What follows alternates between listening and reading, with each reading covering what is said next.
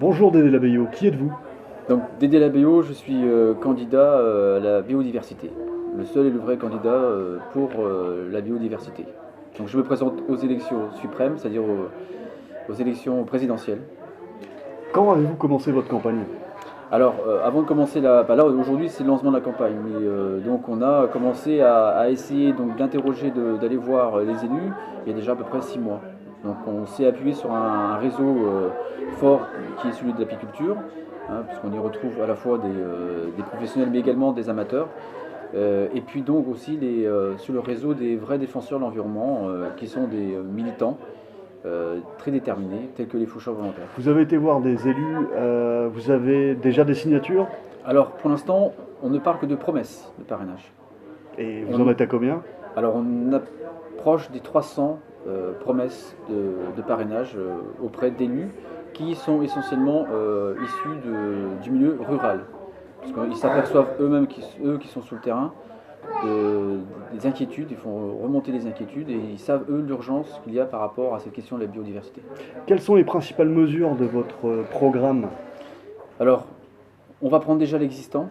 Il y a un travail colossal qui a déjà été effectué sur la biodiversité. Ça remonte déjà un peu, c'était en 92 donc à Rio de Janeiro, lors du sommet de la Terre. Donc une convention qui a été ratifiée par un certain nombre d'États au niveau international, qui est une convention sur la diversité biologique.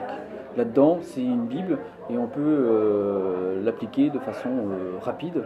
Il faut simplement y mettre de la volonté, du courage politique et des moyens en face. Je vous le disais, un ennemi pour Hollande, la finance pour Bayrou, le chômage, et pour vous? Alors moi, j'ai pas d'ennemi, moi j'ai un adversaire qui est la multinationale. Donc elle peut être représentée par l'agrochimie actuellement, mais on peut aussi citer les entreprises multinationales qui se positionnent sur les plantes modifiées, telles que Monsanto, voilà. Donc ou alors également donc sur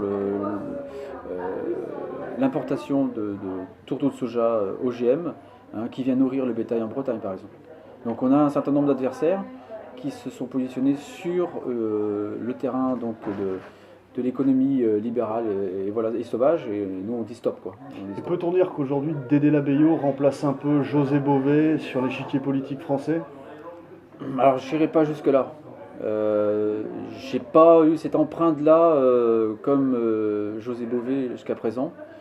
Je ne le souhaite pas forcément. Aujourd'hui, il est député européen, donc il est sollicité de ma part pour essayer de m'accompagner sur un projet que je mène actuellement de front à Bruxelles, sur la création d'un comité de citoyens européens qui suivrait de façon concrète les résultats de recherche en labo sur l'impact des pesticides sur les abeilles. Donc pour l'instant, enfin, j'ai pas de retour. Mais José Bové a été un élément déterminant par rapport à un certain nombre de revendications et d'actions qui ont fait modifier le comportement notamment de l'État français. Et aussi, très important de le dire, c'est que la population française s'est rendue compte, notamment, c'est le cas notamment pour les OGM, qu'il y avait danger la matière à vouloir donc implanter donc une production massive de plantes OGM en France, puisqu'il y a quasiment 70% des Français qui ne souhaitent pas avoir des aliments à base d'OGM. Et si vous obtenez les 500 parrainages que vous vous présentez au premier tour et que vous n'êtes pas qualifié pour le second tour, Alors, qui soutiendrez-vous? donc si on regarde de près l'échiquier politique tel qu'il est présenté par rapport aux candidatures, il y a une évidence naturelle à se porter vers la candidate d'Europe Écologie Les Verts, c'est-à-dire Eva Joly. Maintenant, on s'aperçoit que les Verts qui annonçaient il y a quelques années qu'ils allaient faire la politique autrement ne la font plus comme ça, mais sont dans un schéma classique de tractation électoraliste pour les législatives qui vont suivre les élections présidentielles. Donc il y a une certaine inquiétude par rapport à la position d'Europe Écologie Les Verts aujourd'hui, de par le message qu'ils veulent diffuser auprès de la population française concernant l'environnement. Un mot pour finir à vos possibles électeurs. Bah moi, je vais reprendre le slogan de la campagne, semer, s'aimer et essaimer. Je crois qu'il faut qu'on arrive à le faire ensemble.